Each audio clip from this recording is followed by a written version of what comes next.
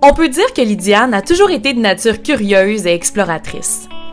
Pas question de rester tranquille dans sa cour, on la retrouvait chez le voisin, perchée à un arbre ou bien à jouer dans les pits de sable. À 15 ans, un programme gouvernemental lui permettra d'aller passer l'été dans une famille à Calgary. Cette famille d'origine sri-lankaise lui partagera sa culture et c'est lorsqu'elle se trouvera en face de l'immensité des Rocheuses qu'elle se fera la promesse d'explorer le monde. Cette promesse orientera son choix d'études en gestion hôtelière, moment où elle fera des sessions et des stages à l'étranger.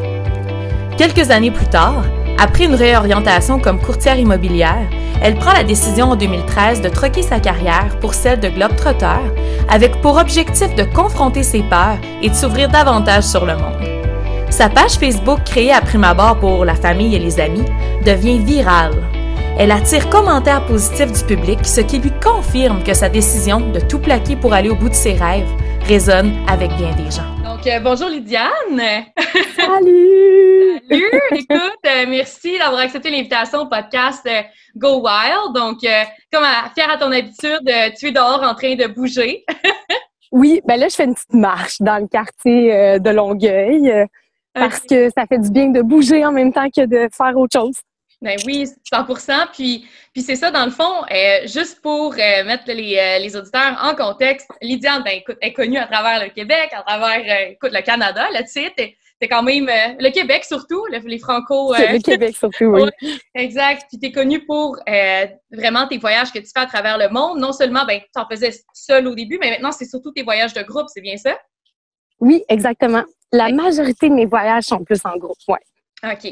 Puis, je pense qu'il n'y a pas si longtemps non plus, tu revenais d'un voyage organisé de ski qui, oui. Ben, on t'a vu un petit peu sur les réseaux sociaux, ça l'a tourné ou que t'es tombé un petit peu malade. Donc, qu'est-ce qui s'est passé exactement?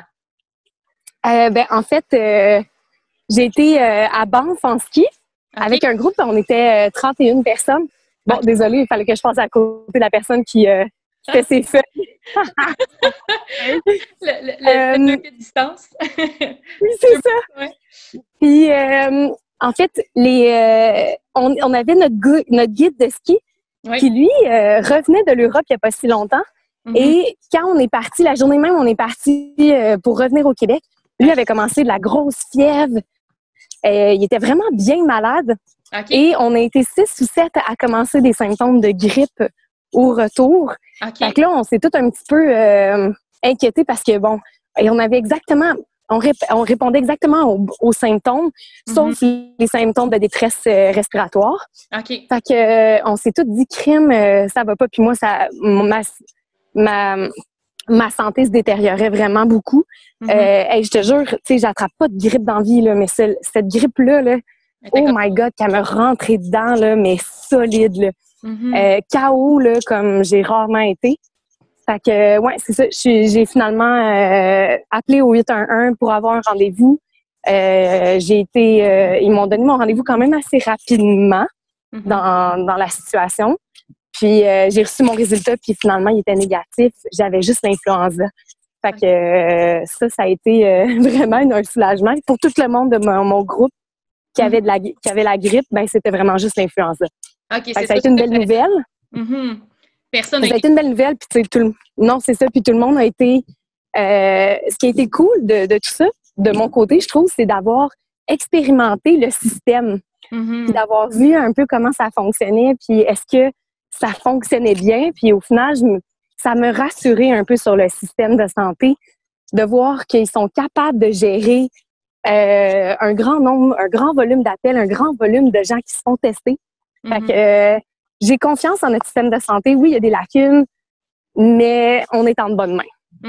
Non, surtout qu'ils ont augmenté leur nombre de justement, il y a plus de gens qui répondent aux appels, il y a plus de centres aussi où qui font les tests. Fait que, mais c'est bon à savoir. Ben, je suis contente que tu te sentes mieux, honnêtement. Je te suivais sur les réseaux sociaux puis je voyais que c'était effectivement une grippe assez costaude. Puis ton énergie, c'est le fun de te revoir en forme.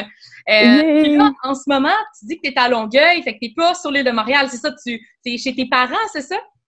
Exact. Dès le moment que j'ai arrêté de faire de la fièvre, j'ai calculé une couple de jours après pour être sûre et certaine de ne pas donner l'influenza. Ça, c'est bien beau, la quarantaine, mais je voulais pas non plus donner l'influenza à mes parents. Fait que dès que j'ai terminé vraiment comme il faut mes symptômes, je suis partie vivre chez mes parents. J'ai déménagé, là. J'étais avec mes 2-3 valises, puis mon vélo, mon linge de sport. Parce que être dans un appart à Montréal, dans un petit appart avec un petit balcon, on va se le dire, c'est pas toujours la joie. Ouais. C'est sûr que je veux pas non plus amener les gens à faire la même chose que moi. Je sais pas à quel point, moi, ça fait quand même 2 semaines là, que je suis chez mes parents, que j'ai déménagé. J'ai la chance de les avoir pas trop loin. Ils vivent à Longueuil, justement. Fait que eux autres étaient bien contents de m'avoir à la maison. Je pouvais cuisiner pour eux. On pouvait se jaser le soir. On pouvait jouer aux cartes. Ouais. Fait que ça fait du bien d'avoir une compagnie. Puis nous autres, on a une petite maison avec une cour.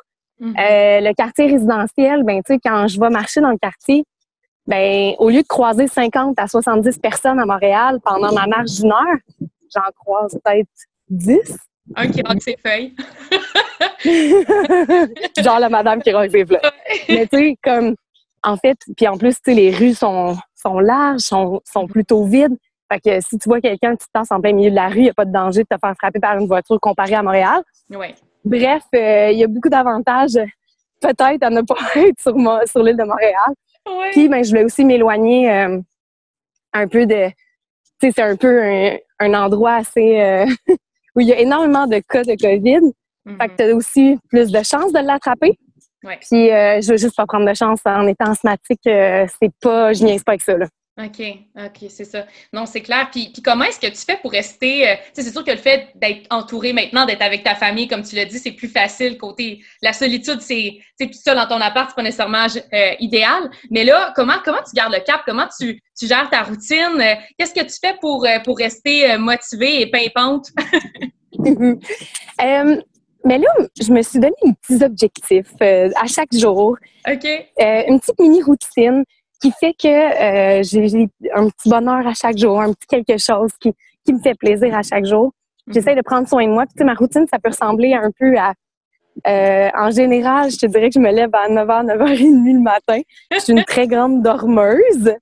Fait que j'en profite pour dormir mon bon 10 heures de sommeil à chaque nuit.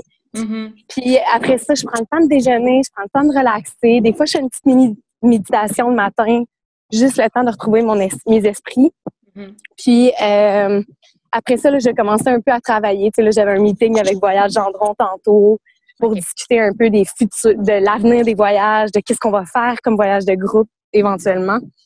Donc, je travaille un peu. Après ça, sur l'heure du midi, habituellement, je me fais mon cours d'entraînement. Donc, avec des amis, on a comme un groupe Facebook, là, si on veut, Messenger, puis on s'envoie des vidéos qu'on doit faire dans la journée. C'est la vidéo de la journée, mettons. OK. Fait que, mettons, aujourd'hui, là, c'était drôle comme entraînement. C'était cardio et pop. OK. C'est de la danse et pop avec du cardio là-dedans. J'ai pas tant trippé sur la formule, je te dirais, mais ça a quand même été le fun à faire. Mais sinon, c'est des exercices de muscu. Puis en plus de ça, habituellement, je m'en vais faire une promenade, soit à vélo, ou aller courir, aller marcher. Il y a un parc pas trop loin de chez mes parents, fait que ça fait vraiment du bien. Ouais. Puis ça, pour moi, ça, c'est si j'ai pas mon sport dans ma journée, je vire folle. Je peux pas rester en dedans. Je peux pas bouger. Qu'est-ce que tu faisais dans tes journées où tu as commencé à te sentir mieux dans ton appart, où tu étais confinée pendant le 14 jours? Je te dirais que, tu sais, j'ai tellement été malade, puis je suis pas revenue de même en claquant des doigts. Fait que c'était très doux comme entraînement. J'essayais de respecter mon corps, puis c'était beaucoup du petit yoga, là, des petits trucs pas trop longs, des exercices qui sont vraiment gentils sur le corps. Okay. C'était juste, en fait, j'essayais juste de retrouver une espèce de mobilité parce que j'ai été couchée pendant quand même plusieurs jours. Fait que c'était vraiment juste de retrouver une certaine mobilité, mais dans mon appart, c'est très limité. comme c'est dans le style condo, ouais. Ouais, c'est dans le style condo, exact. Puis dans ma journée, à part de ça, pour garder le cap, ben j'adore cuisiner. J'ai toujours aimé ça. Puis c'est drôle, mon souhait de 2020, c'était de cuisiner plus. C'était de m'entraîner plus. Et ben grâce au confinement, c'est un peu ça que ça me permet de faire. Ça me permet de réaliser mes objectifs. Puis c'est drôle parce que ça va aussi me forger une habitude de vie. Parce que là, pendant plusieurs jours, Je m'entraîne beaucoup, pendant plusieurs jours. Je sais pas combien de temps ça va durer le confinement, mais je m'entraîne à chaque jour. Puis après ça, je cuisine, je fais une recette de mes livres de recettes à mes parents. Fait que je cuisine pour quelqu'un d'autre.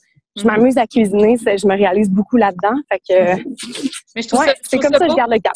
Mais oui, mais je trouve ça beau parce que, effectivement, tu sais, des fois, on perd peut-être des oscillations de motivation, mais je pense que de garder l'activité physique présente, c'est fou comment ça peut amener cette motivation-là à rester. Puis, toi, je sais que tu es une personne aussi super active. Fait que je pense d'en faire une priorité puis de garder des saines habitudes de vie, ça fait quand même toute la différence, là.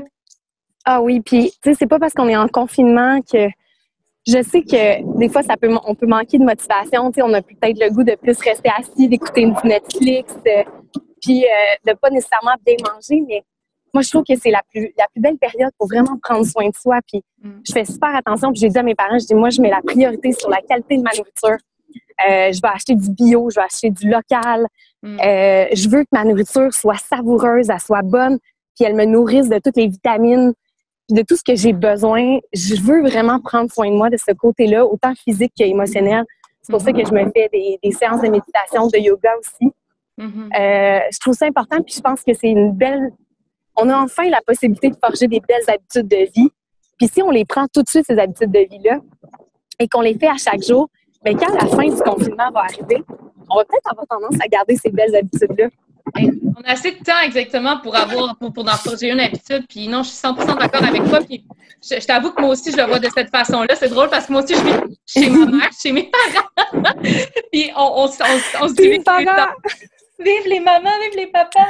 Mais je trouve ça bien parce que ça me permet justement de ne pas être toute seule. On s'entraîne ensemble le matin, puis on a aussi cet objectif-là de rester actif, puis de bien cuisiner, bien manger, puis on fait des brainstorms de recettes. Fait que non, I feel vraiment. C'est le fun. Mais tu sais, faire une petite marche avec, mettons, nos parents, là, y a-tu rien de plus fun que ça? C'est quand ces moments-là qui vont revenir de nous à notre âge? Passer autant de temps avec nos parents, autant que ça peut être un challenge, il faut se le dire, mais autant que ça peut être des beaux moments qu'il faut prendre avec beaucoup de bonheur parce que ça ne veut pas nécessairement dire qu'ils vont réarriver beaucoup de fois dans notre vie. Ça, c'est vrai. Puis, en fait, moi, je l'ai comme... Au début, c'est sûr que je trouvais ça difficile parce que moi, la raison pour laquelle j'étais avec ma mère en ce moment, c'est pas juste à cause de la quarantaine. C'est parce que j'ai passé au feu. Donc, littéralement, oui, mais écoute, c'est correct, c'est du passé, mais c'est en reconstruction maintenant. Mais ça m'a amené à avoir tellement de positif dans ce moment-là. Je me suis tellement... Puis on est allés en Inde ensemble aussi. Fait que je trouve... Mais voyons! Je te jure, on pourrait s'en jaser, ma fille, là, mais... c'est ça, c'est de tourner ça en opportunité puis de dire, écoute, à 29 ans, toi, ton âge, peut-être dans début trentaine, c'est quand qu'on va pouvoir revivre ça, comme de se rapprocher. Anyways, je suis 100% d'accord. Puis, je voulais aller tranquillement un petit peu plus dans ton passé, ma chère Lydiane. J'aurais aimé ça savoir, elle vient d'où ta passion des voyages? Parce que tu en as accumulé, c'est né comment? Ça fait tellement longtemps que je pense que je pourrais même pas identifier un moment précis, mais plus, je sais que à l'âge de 9 ans, mes parents m'ont inscrit dans un groupe qui s'appelle ils m'avaient inscrit dans un groupe qui s'appelait le CISB. Okay. C'était un peu une espèce de groupe qui forgeait les enfants à s'adapter à des situations différentes, à connaître le monde. On faisait des activités le week-end pour apprendre à se connaître. On était tous des inconnus. Ça a été un groupe qui permettait aussi éventuellement de faire un échange international avec d'autres étudiants. Et à 9 ans, j'avais demandé à mes parents si je pouvais aller à Londres. OK. Wow! Habiter là-bas, tu sais. Puis mes parents étaient comme « Ah, wow! » OK. Mais je pense que dans mon tempérament, j'ai toujours été très, très, très curieuse. Curieuse de n'importe quoi, en fait. Curieuse de c'est quoi qu'il y a derrière ça, c'est quoi qui est là-bas. Ma première phrase que j'ai dit, puis je sais même pas si on pourrait considérer ça comme une phrase, mais ma mère, elle me le dira tout le temps, je disais tout le temps « Ah ben ça, ah ben ça », puis je pointais n'importe quoi. Je demandais à ma mère tout le temps c'est quoi. Fait que j'étais très curieuse, de nature exploratrice aussi. Mes parents, quand ils me cherchaient, quand j'étais jeune, c'est parce que ils me cherchaient, puis souvent, j'allais être perchée sur le haut d'une des clôtures, parce qu'on a des hautes clôtures en bois de 8 pieds. Fait que souvent, j'étais perchée sur le haut de cette clôture-là ou sur le top de ma cabane en bois. J'étais chez un voisin parce que j'avais décidé d'aller chez le voisin pour explorer sa cour. J'allais jouer dans l'espèce de pit de sable, dans la forêt. Fait que j'étais pas un petit enfant tranquille qui restait tout doucement dans la cour à jouer au Barbie, là. Ça a pas du tout été ça, là. C'était comme physique aussi en même temps. Fallait que tu bouges, fallait que tu touches à la matière, que, tu sais. Ouais. Ah ouais, vraiment, vraiment. Fait que je pense que c'est sûr que ça c'est né un peu de ça. Okay. Mais vraiment, je pense que quand ça m'a donné la vraie piqûre du voyage, c'est quand j'ai fait ma première échangée étudiante, où je suis partie vivre à Calgary pendant un été complet. Ça en contexte, c'est quand tu étudiais à l'ITHQ, si je ne m'abuse, en tourisme, ça se peut-tu? Pas du tout. Oh, non, j'avais 15 ans à ce moment-là. J'étais au secondaire. Okay. Puis, je suis partie vivre à Calgary pendant un été complet. Okay. C'est un programme gouvernemental qui permettait aux jeunes francophones d'aller chez des anglophones et les anglophones venir dans la famille francophone. Mm-hmm. Je crois qu'il existe maintenant des trucs similaires. Je sais que ce programme-là, typiquement, a été abandonné. Mais maintenant, il y a des nouveaux programmes qui ont été faits pour ça. Et ça, pour moi, ça a été merveilleux, là. Je vivais dans une famille sri-lankaise qui était déménagée à Calgary. Fait que déjà là, j'avais comme un peu tout ce qui était culinaire. Il me faisait goûter à plein de choses. Bon, là, on a un petit monsieur qui répare la clôture. Mais je goûtais à plein de choses. C'était vraiment très différent de ce que je pourrais avoir imaginé. Puis, en plus de ça, je travaillais comme... j'étais responsable de faire payer les gens dans une piscine publique. Ah, OK. T'avais un travail là-bas. Oui, j'avais un petit travail d'été. Ouais. Fait que ça a été vraiment, pour moi, une belle expérience, mais ça m'a surtout ouvert les yeux qu'il y avait autre chose que le Québec et que, my God, que j'avais des choses à explorer dans le monde. C'est ça qui m'a dit que je voulais continuer. Je me souviens là, d'avoir vu pour la première fois les Rocheuses, puis d'avoir juste été là, la bouche ouverte à regarder ça, puis me dire, mais mon Dieu, que c'est beau. Puis c'était là que je me suis promise à moi-même de trouver une façon de pouvoir voyager puis d'explorer le monde.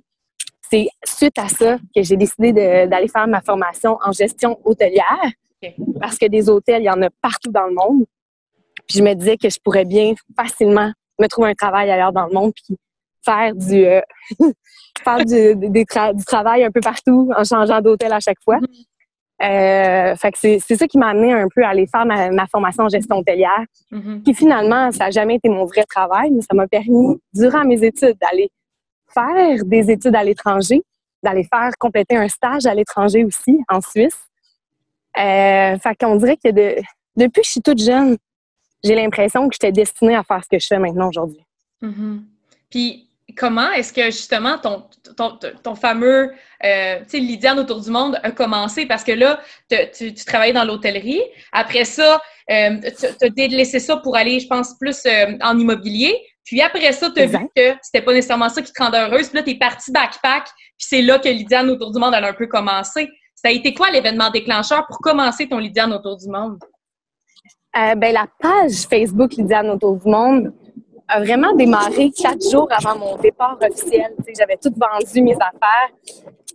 J'avais vendu ma maison, j'avais vendu ma voiture, j'avais tout vendu mes vêtements. Il me restait mon sac à dos, j'avais mon billet aller simple en direction des Philippines. Puis 4 jours avant, je me dis, mon Dieu, tout le monde me demandait, hey, comment on va pouvoir te suivre en voyage? T'sais, est-ce que tu vas pouvoir nous envoyer des photos? Puis j'étais comme, je veux t'envoyer un genre de courriel à tout le monde. Salut la famille Saint-Onge. Et là, aujourd'hui, j'ai fait ça. Voici les 3 photos, Ça me tentait pas de faire ça. Puis je me suis dit, je vais peut-être créer un autre compte Facebook. Puis les gens s'abonnent à mon autre compte Facebook. Puis finalement, ça venait juste de sortir, ça faisait pas très longtemps, mais les pages Facebook. Puis ça, t'avais pas besoin de demande d'adhésion. J'avais pas besoin d'accepter les gens.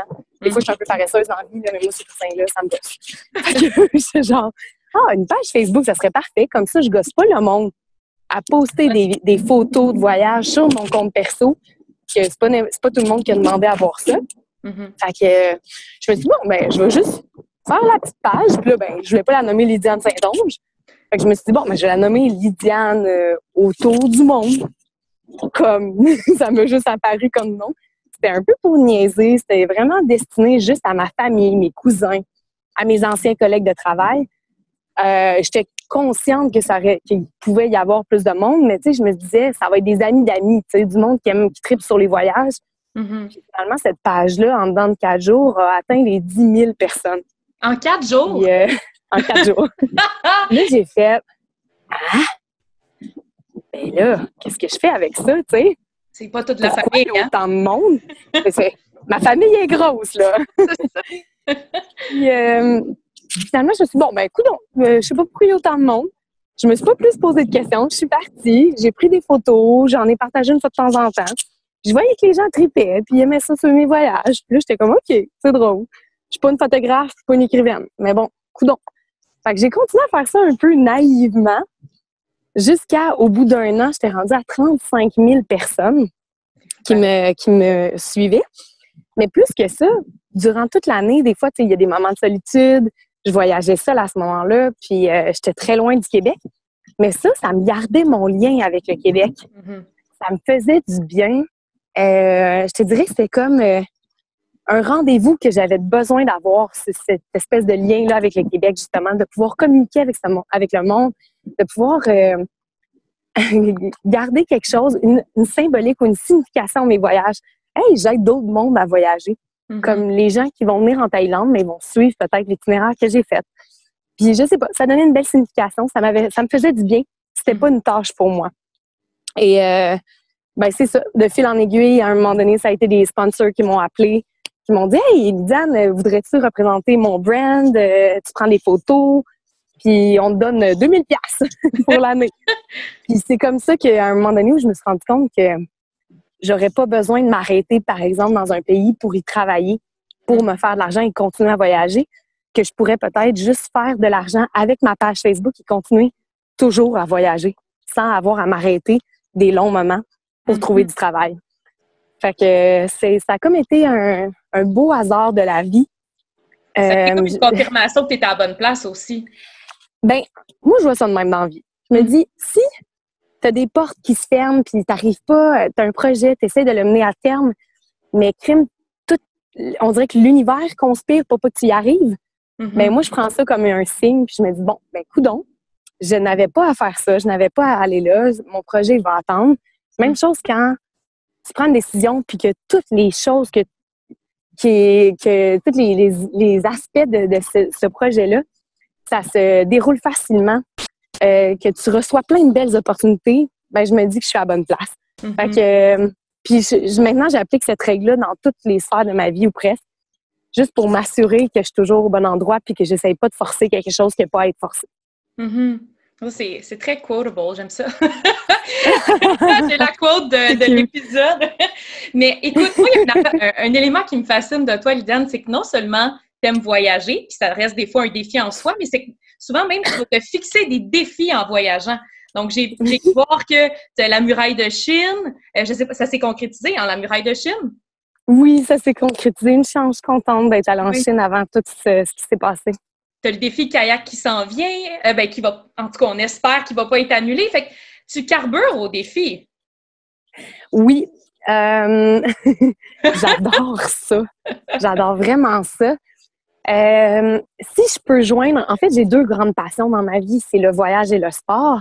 Oui. Et plus j'avance dans le temps et plus je me rends compte que ça me remplit moins de juste me promener dans un pays, puis sans nécessairement objectif précis. Fait que j'aime ça pouvoir essayer de jumeler un peu de compréhension culturelle du pays, un peu de visite de certains trucs importants, mais ajouter à cela un gros défi physique. Okay.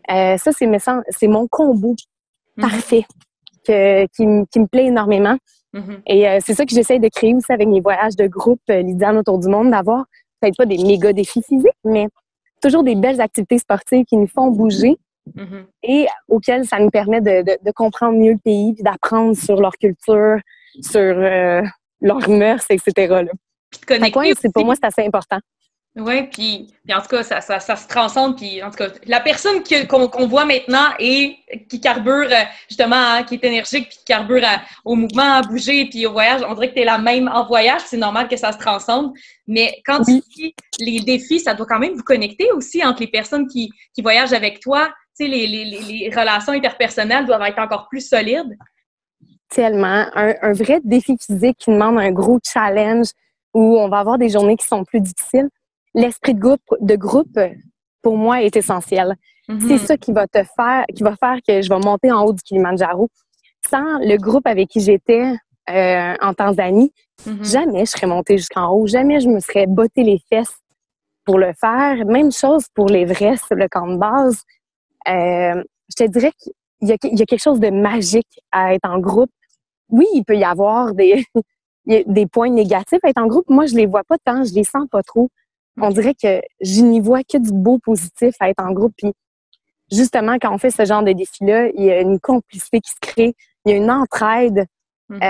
C'est beau à voir aller, puis ça crée des amitiés, là, mais pour toujours.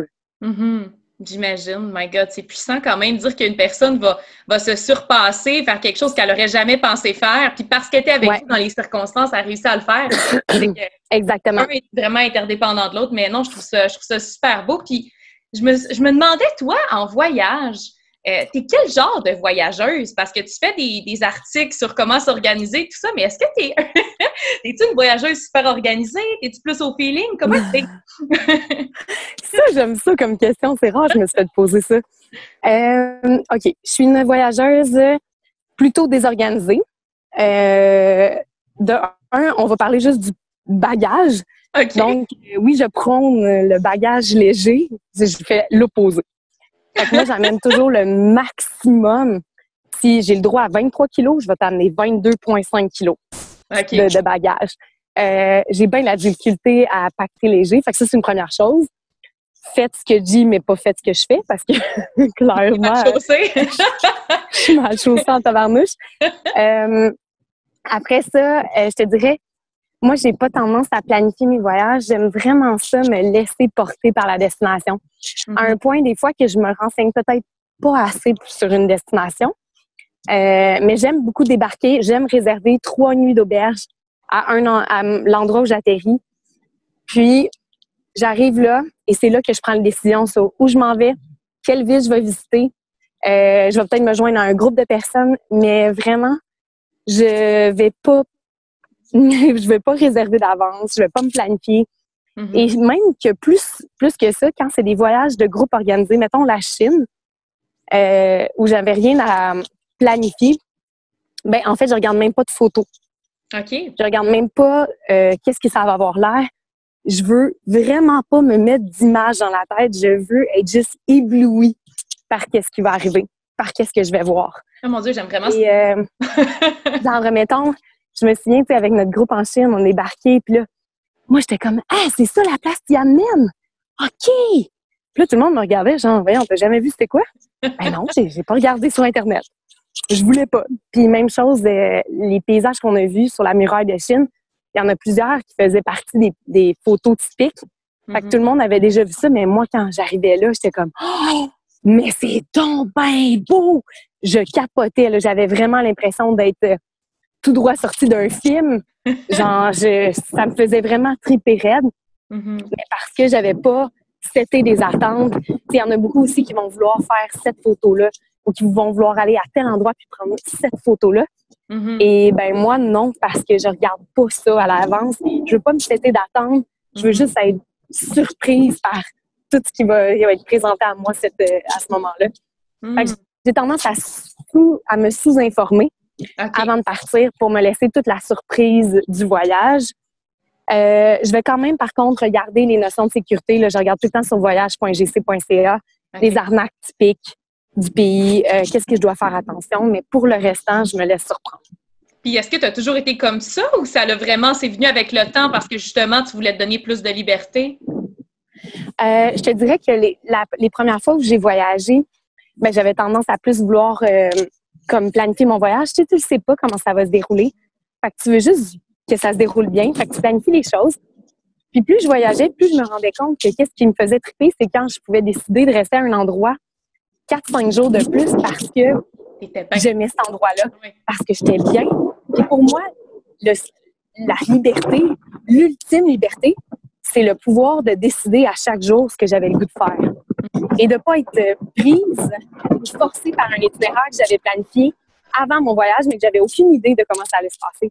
S'il y a bien une chose en voyage qu'on comprend quand on voyage, ben c'est que ce que tu as planifié, ça risque jamais d'arriver. Il y a des fortes chances que ça risque de pas arriver. Ouais. Tu peux rien contrôler sur un voyage, surtout en voyage. Puis je pense que l'épidémie qui vient d'arriver en ce moment là, nous prouve qu'on peut aussi pas vraiment contrôler notre vie. On peut contrôler certains aspects. On peut contrôler notre réaction, nos émotions, notre façon de réagir à certaines situations.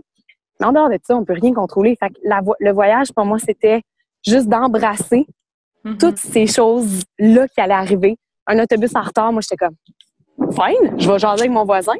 Mon voisin qui est assis dehors, ou tu sais, pourquoi je ne serais pas dans ce village-ci? Peut-être qu'il est cool.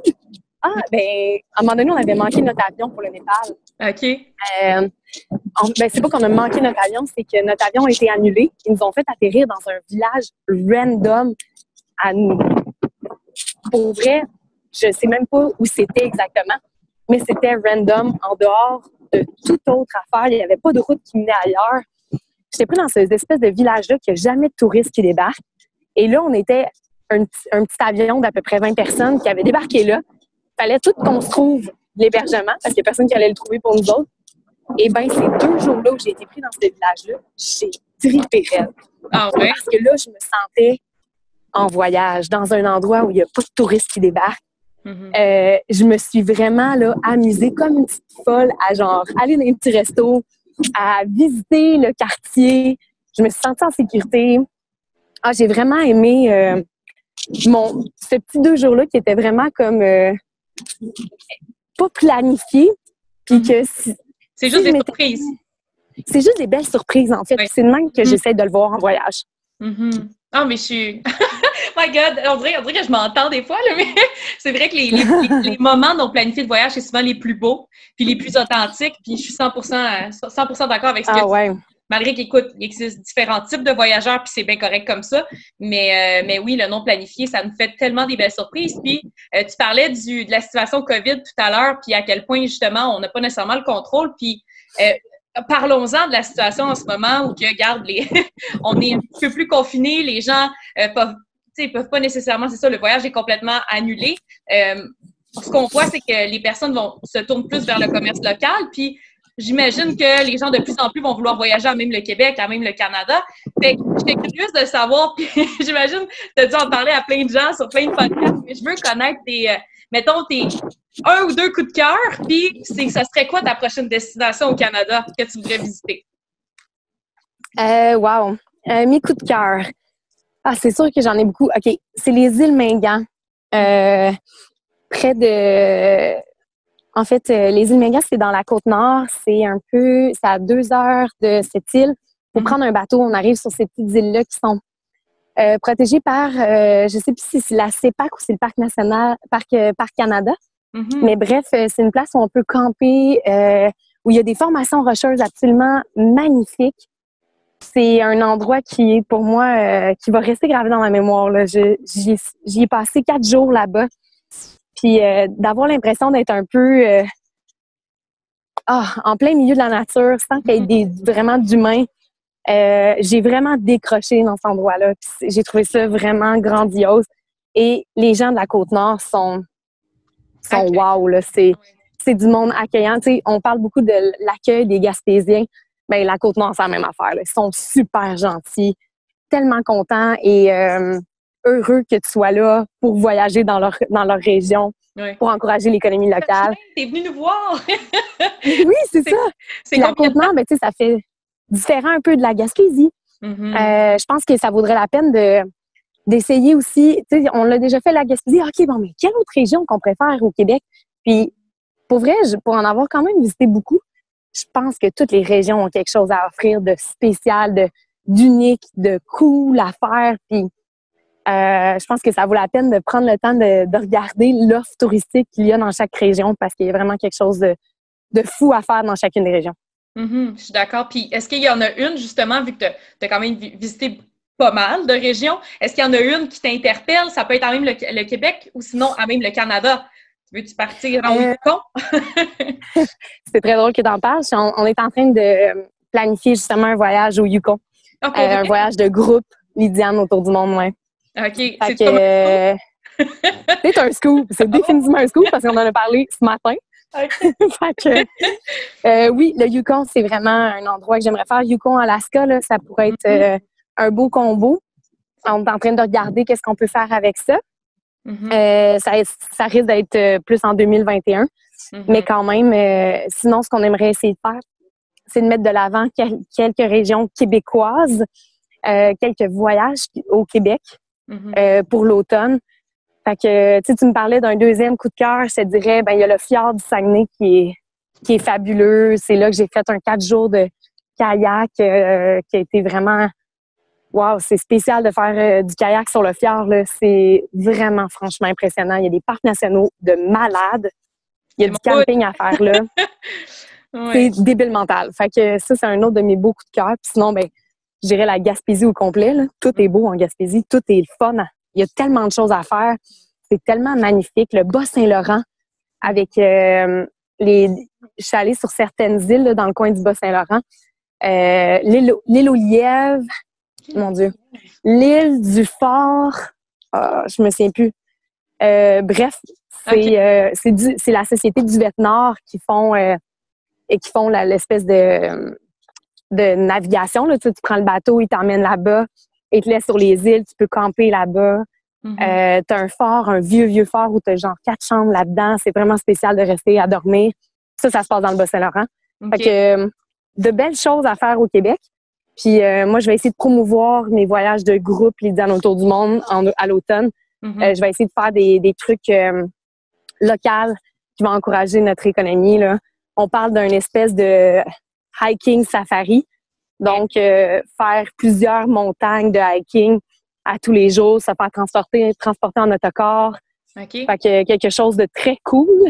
Puis sinon, on parle aussi de faire un tour de la Gaspésie en voyage organisé. Fait que, des beaux projets qui s'en viennent. Yay! Je suis contente. Je vais m'assurer de mettre tous les liens pour que les gens puissent trouver toute l'information. Puis j'aimerais ça finir le podcast, Machal, Lydiane, avec quelque chose qui pique ta curiosité ces temps-ci. Ça peut être, j'aime ça laisser un petit peu de développement personnel, des articles. Qu'est-ce qui alimente ta curiosité ces temps-ci? Je te dirais, c'est très drôle. Ce qui m'alimente beaucoup, qui est en dehors des voyages, des sports, puis de la nutrition, parce que ce sont vraiment 3 passions ou 3 trucs que j'adore. En ce moment, j'aime beaucoup l'immobilier. J'ai déjà été courtière immobilière. Fait que l'immobilier, ça m'a toujours fascinée, et particulièrement en ce moment. Et la bourse. Donc, tout ce qui est économie, là, la bourse, en ce moment, j'essaie d'apprendre un peu plus. Là, je suis des petites formations. J'aimerais ça commencer à faire de l'investissement en bourse. Fait que, tout ce qui est économie, immobilier, bourse, là, c'est tout quelque chose qui m'alimente beaucoup de ce temps-ci, qui font travailler mon cerveau, qui me stimule d'une autre façon. Puis en temps de confinement, c'est vraiment apprécié. T'as du temps, puis en plus, il y en a qui disent que c'est le moment d'investir, il y en a qui disent d'attendre un petit peu, mais reste que c'est ça. Je pense que c'est un bon temps pour s'intéresser. Oui, pour s'intéresser à des nouvelles choses, tout simplement. Oui, 100%.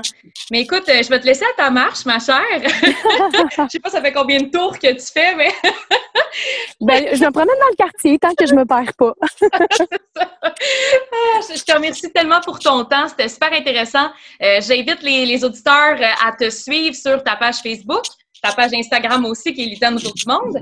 Puis, tu as aussi un site Internet où on peut trouver ta boutique en ligne, se procurer ton livre. En fait, tu en as 2. Il y en a un qui est plus sur tes voyages, puis l'autre qui est plus, c'est un guide de voyage, c'est ça? C'est ça, un guide pour un peu nous rendre autonomes dans notre organisation de voyage. Des gens, en général, on ne sait pas tout le temps comment partir, comment essayer de l'organiser, on ne sait pas par où commencer. Là, ça, c'est un livre qui nous prend par la main puis qui nous démontre toutes les étapes à faire et à penser. Puis en plus de ça, on classe les destinations par niveau de difficulté, on donne des idées. C'est très, très complet, mettons. Génial! Fait que je vais m'assurer de mettre ça en descriptif. En tout cas, fait qu'en regarde, merci. Merci à toi. Prends soin de toi. Puis écris-moi un petit courriel, je t'enverrai quelques photos. Parfait. Bye, ma chère.